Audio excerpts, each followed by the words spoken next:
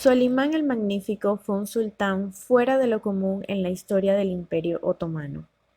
En su vida personal desafió muchas convenciones y lo hizo por amor a una sola mujer, Hürrem Sultán, conocida en Europa como Roxelana, una esclava a la que convirtió en su esposa.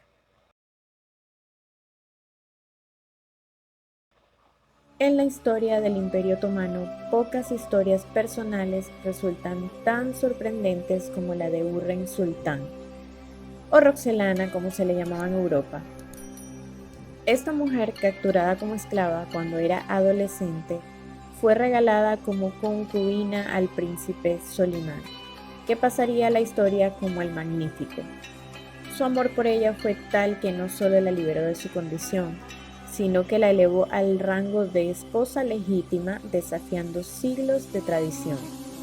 Esto convirtió a Roxelana en una de las mujeres más influyentes en la historia de este imperio, tanto que también sus sucesoras disfrutarían de un tratamiento semejante. Empezó así un periodo de más de un siglo conocido como el Sultanato de las Mujeres, en el que las madres y esposas de los sultanes ejercieron un gran poder en la corte otomana. Roxelana significa procedente de Roxolania, una región del antiguo reino de Polonia. Se cree que su verdadero nombre era Alexandra Lisowska y que era originaria de Rohatin, una población del oeste de Ucrania, entonces parte de Polonia. Su fecha de nacimiento también es desconocida, aunque se cree que nació en 1505. Siendo aún adolescente, fue capturada por los tártaros en una de sus razias y vendida como esclava en Estambul. Su comprador formaba parte de la corte del sultán Selim I y en principio debería haberse convertido en una de las tantas osaliscas del harén. Sin embargo, una de las parientes del soberano se fijó en ella porque le llamó la atención su pelo rojizo y le agradó su personalidad, por la que la asumió como parte de su séquito. Su carácter le valió también un nuevo nombre, con el que se la conoce en las fuentes musulmanas, Hürrem, que significa la alegre. En algún momento fue presentada al príncipe heredero Solimán, que en 1520 sucedió a su padre como sultán. Según los cronistas otomanos, cuando éste subió al poder, Hürrem ya era su concubina. Solimán la apreciaba especialmente por su conversación y porque, al igual que él, componía poesía. Pero se desconocen más detalles de su relación hasta entonces, ya que nadie se esperaba la importancia que adquiriría. Y es que Solimán desafió siglos de tradiciones de corte por aquella mujer de la que, al parecer, estaba realmente enamorado. Normalmente las concubinas permanecían en contacto con el sultán hasta dar a luz a un hijo, tras lo cual se esperaba que el gobernante no volviera a acostarse con ellas. Cumplida la mayoría de edad del hijo, si éste era varón, se le enviaba a gobernar alguna provincia del imperio y su madre le acompañaba. Esta no era una ley, pero sí una tradición importante en el harén otomano, ya que pretendía impedir que la mujer que le diera más hijos ejerciera mayor influencia sobre él. Pero Hürrem no solo permaneció en Estambul, sino que concibió 6 hijos de Solimán. Esto la colocó efectivamente en una posición preferente entre las concubinas del sultán, incluyendo a Mahidevran Bilbahar, hasta entonces la única que le había dado descendencia y que por lo tanto aspiraba a que su hijo Mustafa se convirtiera en el próximo gobernante, puesto que oficialmente no existía el cargo de sultana, ya que las concubinas no eran esposas. La Vali de sultán o madre del sultán era la única posición de poder que podía garantizarles seguridad e influencia. Pero una vez más, Solimán sorprendió a su corte casándose oficialmente con Hürrem en 1528 y creando un título exprofeso para ella, el de Haseki Sultán, o única favorita, con lo que la convertía a todos los efectos en su esposa legítima y, aunque no existiera el título, en sultana.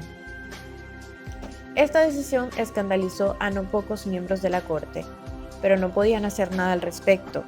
Solimán estableció que cualquier ofensa a su consorte sería considerada como una ofensa a su propia persona. En 10 años, la esclava Roxelana se había convertido en la emperatriz Hurrem Sultán. Si en la corte muchos ya habían visto mal que Solimán rompiera con la tradición y eligiese a una favorita, menos les gustó la influencia que Hurrem ejercía sobre él.